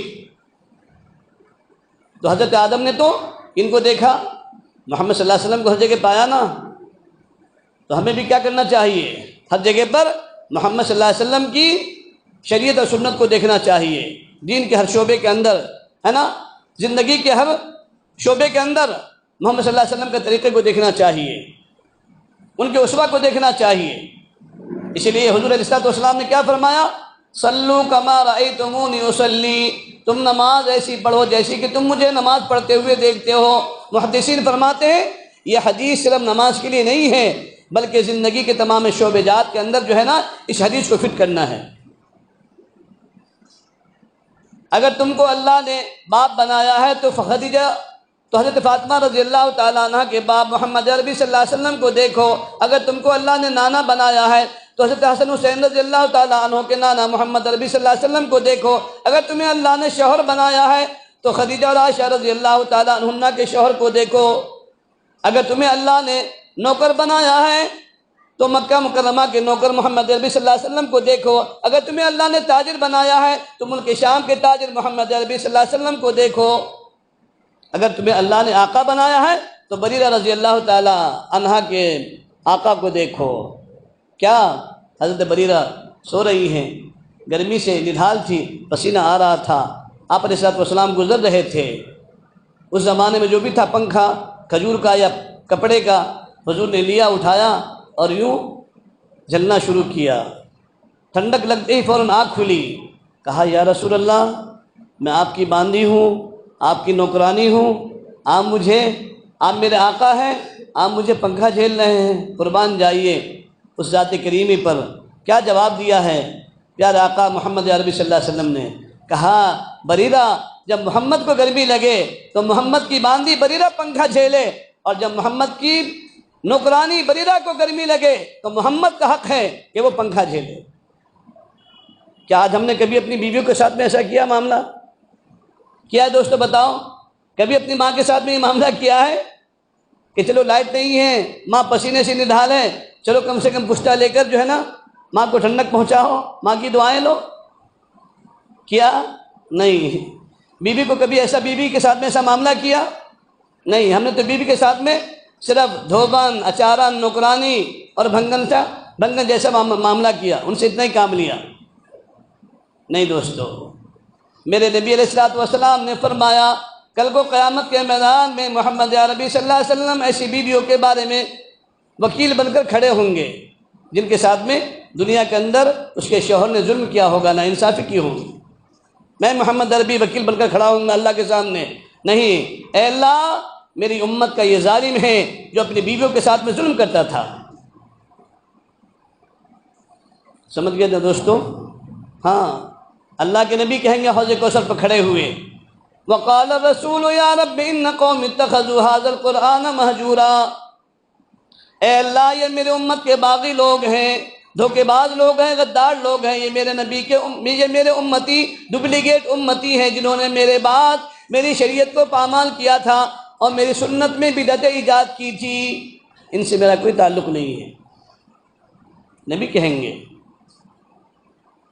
کھڑے ہو جائیں گے نا اس لائن میں، جیسے یہاں کھڑے ہو جاتے ہیں ٹکٹ کی لائن میں، اجتماع میں جاتے ہیں تو بوڑھا بیچارہ آگے ہوتا ہے، ہم اس سے آگے کھڑے ہو جاتے ہیں جوان جا کر، یہ دھوکہ ہے نا، اس کا حق ماننا ہوا۔ نہیں، یہ نہیں ہونا چاہیے، دین یہ نہیں ہے۔ سیدنا عمر رضی اللہ تعالیٰ عنہ، وقت ہو رہا ہے، واقعہ سناتا آپ کو، کون ہیں؟ خلیفۃ المسلمین ہیں، غالباً اس سے پہلے شاید واقعہ سنا ہوں گا میں۔ مسجد نبوی جو ہے نا، مسجد نبوی، اس کے اوپر ایک پرنالہ لگا ہوا تھا، ایک مکان تھا بازو میں، اس کے اوپر ایک پرنالہ لگا ہوا تھا، تو نماز کے لیے نمازی آتے تھے، صحابہ آتے تھے، تو دیکھا ایک روز بارش پڑ رہی تھی اور سیدنا عمر رضی اللہ تعالیٰ عنہ کھڑے تھے مسجد کے دروازے پر، تو آنے والے صحابی کے جسم میں پانی پڑا اس پرنالے کا۔ اب عمر تو عمر تھے نا، فوراً جلال میں آ گئے، کہا کس کا مکان ہے؟ کہا عبداللہ ابن عباس کا۔ نماز کے بعد میں گئے، کھینچا پرنالہ، پھینک دیا اٹھا کر، پرنالہ کھینچا وہاں سے اٹھا کر پھینک دیا۔ اب وہ بھی صحابی تھے نا، اور کون تھے؟ آپ علیہ السلام کے چچا تھے نا۔ ہاں، کچھ نہیں کہا حضرت ام المومنین کو، مقدمہ دائر کیا، کس کے خلاف؟ ام المومنین کے خلاف مقدمہ دائر ہو رہا ہے۔ حاکم محکوم جب ایسے تھے دوستو تو دنیا میں امن تھا۔ مقدمہ لکھا، کیس پیپر لکھا اور جا کر دے کر گیا جج کے پاس۔ جج بولے تو یہ دنیا بھی جج نہیں، جو اس وقت کے دینی جج ہوتے تھے، قاضی ہوتے تھے، اس وقت کے قاضی غالباً ابی بن کعب رضی اللہ تعالیٰ عنہ تھے، غالباً نام ذہن میں نہیں، شاید یہی تھے۔ تو عارضی دے کر کے آئے، فوراً نوٹس آئی سیدنا عمر رضی اللہ تعالیٰ عنہ کے بارے میں، سیدنا عمر رضی اللہ تعالیٰ عنہ کو آپ کو فلاں تاریخ میں دارالقضاء میں بلایا گیا ہے، دارالقضاء کے اندر آپ کو بلایا گیا، کورٹ کے اندر۔ سیدنا عمر رضی اللہ تعالیٰ عنہ گئے، کہا کہ جج صاحب کیا حکم ہے میرے بارے میں؟ نوٹس آئی ہے مجھے۔ کہا کہ ہاں تم نے یہ کام کیا ہے نا، عبداللہ ابن عباس رضی اللہ تعالیٰ عنہ کے مکان کا پرنالہ آپ نے نکال کر پھینک دیا ہے۔ کہا کہ ہاں پھینکا ہے۔ کیوں پھینکا ہے؟ کہا کہ نمازی کو پانی پڑ رہا تھا اس کے جسم پر، بدن پر، اس لیے میں نے نکال کر پھینک دیا ہے۔ پوچھا کیوں نہیں صاحب خانہ سے، مکان مالک سے؟ کہا کہ یہ جرم مجھ سے ہو گیا، غلطی ہو گئی ہے۔ تو جج صاحب نے کہا، قاضی صاحب نے کہا اب آپ کو سزا بھگتنی پڑے گی۔ کس کو کہہ رہے ہیں؟ قاضی کون ہوتا ہے؟ خلیفہ سے بڑھا ہوا ہوتا ہے کہ قاضی نہیں ہوتا نا، وہ قاضی ہیں اور یہ امیر المومنین ہیں، خلیفہ ہیں، خلیفہ دوم ہیں، لیکن قاضی صاحب فیصلہ سنا رہے ہیں، آپ کو اس کی سزا بھگتنی پڑے گی۔ کہا ٹھیک ہے، جو سزا طے ہو، عمر سے غلطی ہوئی ہے، عمر بھگتنے کو تیار ہے۔ اب دونوں کو بلایا گیا ہے نا، یعنی حضرت عبداللہ ابن عباس کو بھی اور حضرت عمر رضی اللہ تعالیٰ عنہ کو بھی ایک تاریخ میں بلایا گیا۔ حضرت عبداللہ ابن عباس رضی اللہ تعالیٰ عنہ آگے کھڑے تھے اور سیدنا عمر رضی اللہ تعالیٰ عنہ جب آئے تو لائن میں پیچھے کھڑے ہو گئے۔ پھر بھی دیکھیے وہ غصہ نہیں ہے کہ نہیں عمر آئے ہیں تو ان کو کیوں بلاؤں، پھر بھی اکراماً بلایا کہ نہیں امیر المومنین ہے نا، غلطی ہوئی ہے ٹھیک ہے، یہ ہم جو ہے نا شریعت اعتبار سے اس کا فیصلہ لیں گے، لیکن چونکہ ہمارے امیر ہیں، خلیفۃ المسلمین ہیں، تو بلایا آپ آگے آ جاؤ۔ کئی لوگوں نے بلایا آگے آ جاؤ، کہا کہ نہیں یہ ناانصافی ہوگی، اور اندر سے جج صاحب بھی دیکھ رہے ہیں کہ عمر کھڑے ہیں لائن میں، لیکن قاضی نے نہیں بلایا کہ چلو تم پہلے آ جاؤ، تمہارا فیصلہ پہلے کریں گے، نہیں لائن سے ہی فیصلہ۔ گئے اندر، جب نمبر آ گیا تو عبداللہ ابن عباس پہلے چلے گئے، ان سے تفتیش ہوئی، پھر حضرت عمر رضی اللہ تعالیٰ عنہ آئے، تفتیش ہوئی۔ آنے کے بعد میں پھر جب دونوں آمنے سامنے ہو گئے، کہا کہ عبداللہ ابن عباس کیا چاہتے ہو؟ کہا کہ امیر المومنین نے میرے مکان کے ساتھ میں، میرے پرنالے کے ساتھ میں ظلم کیا ہے، بس انصاف چاہتا ہوں۔ تو سیدنا عمر رضی اللہ تعالیٰ عنہ نے فرمایا، اس لیے کہ ان سے پوچھا تھا جب حضرت عبداللہ ابن عباس سے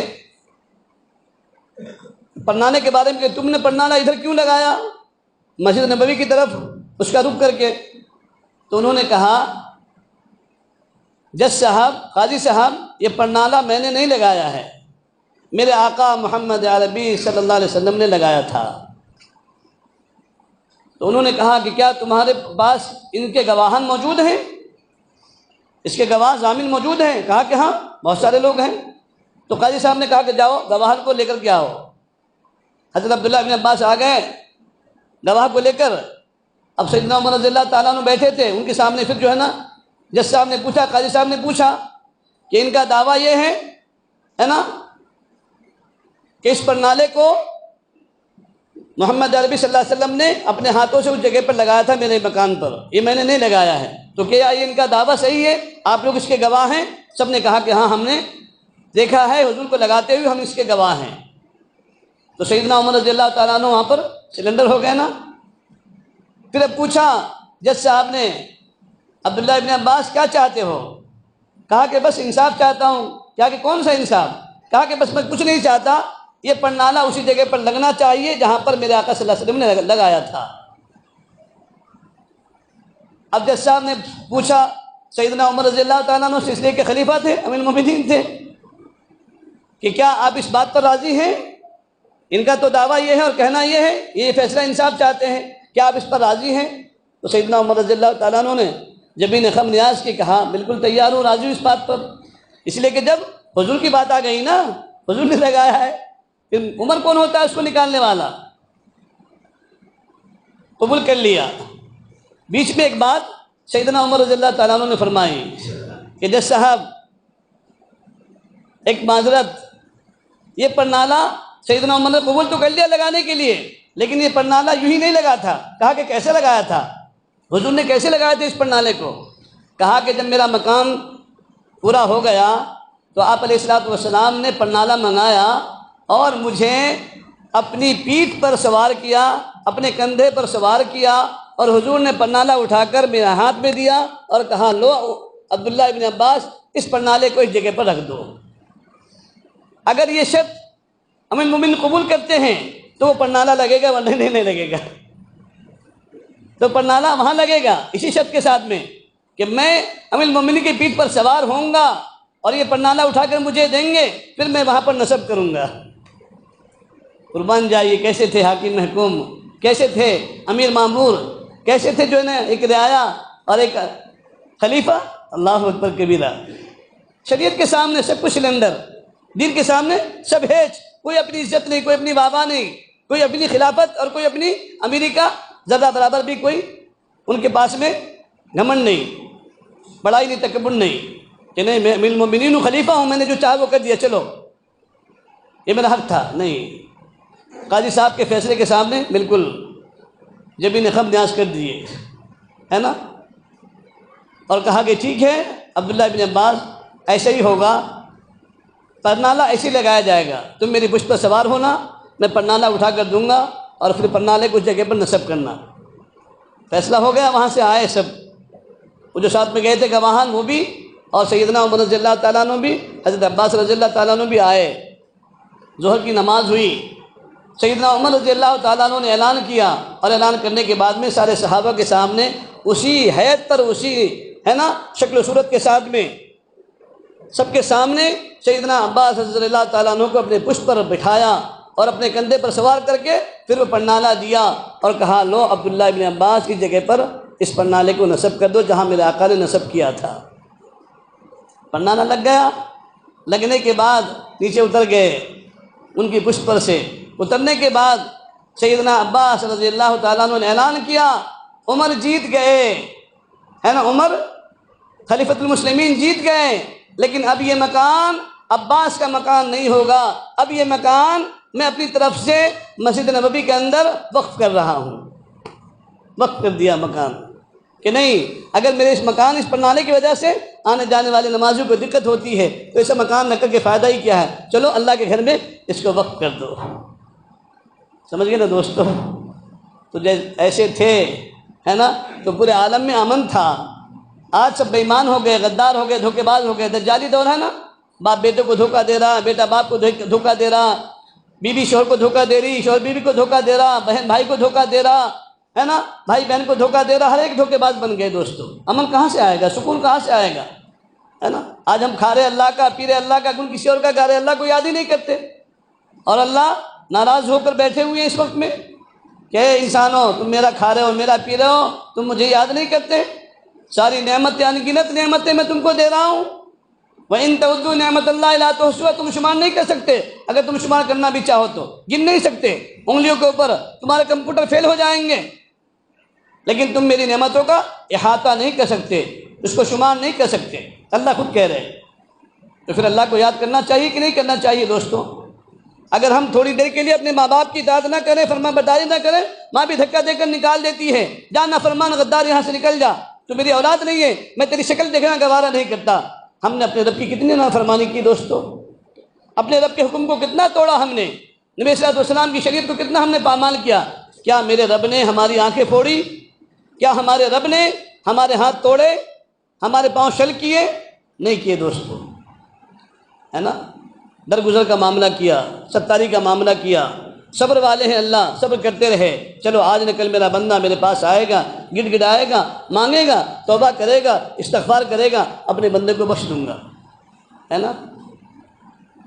شیطان کو جب جنت سے نکالا تھا نا، تو شیطان کو، چونکہ شیطان تو ویسے بھی کیا ہے، ہمارا دشمن ہی ہے نا، لیکن پھر بھی اس نے کہا قال فاخرج منها فانك رجیم، ہے نا، اللہ نے کہا جا یہاں سے راندے درگاہ ہو جا، تو اس نے کیا کہا، اے اللہ تو نے مجھے جنت سے نکالا جس کی وجہ سے میں تیرے بندوں کو چھوڑوں گا نہیں، بہکاؤں گا، ہے نا، پریشان کروں گا، تیری نافرمانی پر اتاروں گا۔ اللہ نے کہا تو میرے بندے کو بہکائے گا، نافرمانی پر اتارے گا، لیکن جو میرا بندہ ہوگا میرے سامنے آ کے سجدہ کرے گا، مجھ سے معافی مانگے گا، اس کے ہاتھ نیچے نہیں جا پائیں گے کہ میں اس کو معاف کر دوں گا۔ علماء نے لکھا ہے نا، شیطان نے کہا تھا میں تیرے بندوں کو دائیں سے بہکاؤں گا، بائیں سے بہکاؤں گا، آگے سے بہکاؤں گا، پیچھے سے بہکاؤں گا۔ علماء لکھتے ہیں فرشتے ہکا بکا رہ گئے، اللہ یہ تیری مخلوق یہ شیطان نے 4 سمت کا ذکر کیا، 2 سمت رہ گئی، 2 سمت رہ گئی۔ اللہ نے کہا ارے میرے فرشتوں، اس کی عقل تو ماری گئی نا، شیطان کی کتنا بھی کرے گا تو کیا میری حکمت سے آگے بڑھ جائے گا، ہے نا؟ 2 سمت رہ گئی، کون سی؟ ایک اوپر کی، ایک نیچے کی۔ اللہ نے کہا جب میرا بندہ ہاتھ اٹھائے گا، میری رحمت متوجہ ہوگی، اس کے گناہ معاف ہو جائیں گے، میرا بندہ نیچے جائے گا، سجدے میں پیشانی جھکائے گا، کہے گا اللہ معاف کر دے، اس کے کہنے سے پہلے میں اپنے بندے کو معاف کر دوں گا۔ کتنا رحیم ہے دوستو، کتنا کریم ہے اللہ، ہے نا؟ کتنا اللہ نے بچایا ہم کو شیطان کے ڈاؤ سے۔ آج بندہ اللہ کے سامنے ہاتھ ہی نہیں اٹھاتا تو کہاں سے اللہ کی رحمت متوجہ ہوگی؟ اللہ کے سامنے پیشانی نہیں جھکاتا، اللہ کی رحمت کہاں سے متوجہ ہوگی دوستو؟ اس لیے توبہ کریں گے نا انشاءاللہ، اپنے گناہوں پر ندامت کے آنسو بہائیں گے نا، تب نبی کے سچے عاشق بنیں گے۔ سمجھ گئے دوستو؟ تب نبی کے سچے امتی بنیں گے، اور تب جا کر کے ہم سچے اللہ کے بندے بنیں گے انشاءاللہ۔ تو اپنے گناہوں پر ندامت کے آنسو بہائیں، توبہ استغفار کریں۔ دیکھو استغفار ایک الگ چیز ہے، توبہ الگ چیز ہے۔ استغفار کہتے ہیں ماضی کے گناہوں پر شرمندہ ہونا، ندامت کے آنسو بہانا، اس کو کہتے ہیں استغفار۔ ماضی کے جو 16 سال کی عمر سے لے کر آج 40 سال کی عمر ہو گئی، گناہ ہی گناہ کرتے رہے اور کبھی معافی نہیں مانگی، استغفار نہیں کیا، اس کو کہتے ہیں ان گناہوں پر استغفار کرو، ندامت کے آنسو بہاؤ پچھلے گناہوں پر۔ اور توبہ کہتے ہیں آئندہ گناہ کے نہ کرنے کا عزم مصمم کرنا، پکی نیت کرنا، اللہ آئندہ سے گناہ نہیں کروں گا، اور اے اللہ اگر گناہ ہو بھی جائے اللہ مجھے معاف کر دینا۔ اللہ میں کسی گناہ سے نہیں بچ سکتا مگر تیری توفیق سے، اللہ میں کسی نیکی کو نہیں کر سکتا مگر تیری توفیق سے۔ قل ان صلاتی و نسکی و محیای و مماتی للہ رب العالمین، میرا جینا، میرا مرنا، میری قربانی، یہ سب کچھ اللہ تیرے لیے ہے، تیری توفیق کے بغیر میں کچھ نہیں کر سکتا، نہ نیکی کر سکتا نہ گناہ سے بچ سکتا۔ اللہ اپنی توفیق سے مجھے بچا لینا گناہ سے، اللہ اپنی توفیق مجھے دے دینا نماز کی، روزے کی، ذکر کی، تلاوت کی، اللہ تیرے راستے میں چلنے کی، تیرے راستے میں دوڑ دھوپ کرنے کی، تیرے نیک بندوں کی صحبت میں جانے کی، اللہ مجھے تو توفیق دے۔ جب تک کہ بندہ توفیق نہیں مانگتا اللہ سے کی طرف سے بھی توفیق نہیں آتی دوستو۔ اگر توفیق رب نہ ہو کسی سے کچھ نہیں ہوتا، توفیق تو اللہ کی طرف سے آتی ہے، لیکن شرط یہ ہے کہ بندہ مانگے اللہ کی توفیق کو۔ بچے کو بھی ماں اس وقت تک کہ دودھ نہیں دیتی جب تک کہ بچہ روتا نہیں، ہے نا؟ ایسے ہی کیا بچے کو کھیلتے ہوئے بچے کو دودھ دیتی ہے کوئی ماں؟ نہیں دیتی۔ تو ہم بھی جب اللہ سے جب تک نہیں مانگیں گے اللہ ہم کو بھی نہیں دیں گے دوستوں۔ تو کریں گے انشاءاللہ۔ اب ہم کیا کریں گے؟ تھوڑی دیر اللہ کو یاد کریں گے، اللہ کا ذکر کریں گے، ہے نا؟ اپنے اللہ کو منائیں گے۔ دیکھو ماں باپ بہن بھائی کوئی بھی ہو، کتنی بھی غصے میں ہو، جلال کے عالم میں ہو، لیکن اگر آپ اس کو کہو نا، ہے نا، امی امی امی امی، ابو ابو ابو، دیدی دیدی دیدی دیدی کرو نا، 10 ٹائم بتاؤ نا، بولو نا، فوراً اس کا غصہ ٹھنڈا ہو جاتا ہے، ٹیمپریچر ڈاؤن ہو جاتا ہے۔ نہیں، میرا بھائی مجھے دیدی دیدی بول رہا ہے، دیدی دیدی بول کر پکار رہا ہے، امی کہے گی، میرا بیٹا مجھے امی امی کہہ کر پکار رہا ہے، اس کا غصہ ختم ہو جاتا ہے۔ جب ہم اپنے رب کو اللہ اللہ کہہ کر پکاریں گے دوستو، اللہ بھی خوش ہو جائیں گے، اللہ راضی ہو جائیں گے، اللہ ان تمام حالات کو تبدیل فرما دیں گے۔ آج جن حالات سے امت مسلمہ گزر رہی ہے دوستو، یہ سب ہمارے اعمال بد کا نتیجہ ہے۔ وما اصابکم من مصیبت فبما کسبت ایدیکم، فبما کسبت ایدیکم، اللہ کیا کہہ رہے ہیں؟ تمہارے ہاتھوں کی کمائی ہے۔ ویعفو عن کثیر، اے میرے بندوں بندیوں، بہت سارے گناہ تو وہ ہیں جو ہم یوں ہی ڈیلیٹ کرتے رہتے ہیں، معاف کرتے رہتے ہیں، تمہیں اس کا تصور بھی نہیں ہوتا، احساس بھی نہیں ہوتا۔ ہم بہت سارے گناہ تمہارے معاف کر دیتے ہیں، تمہارے بغیر کیے ہوئے، بغیر کہے ہوئے۔ تو اللہ تو اتنے بڑے کریم ہے دوست، تو اللہ کو یاد کریں گے نا۔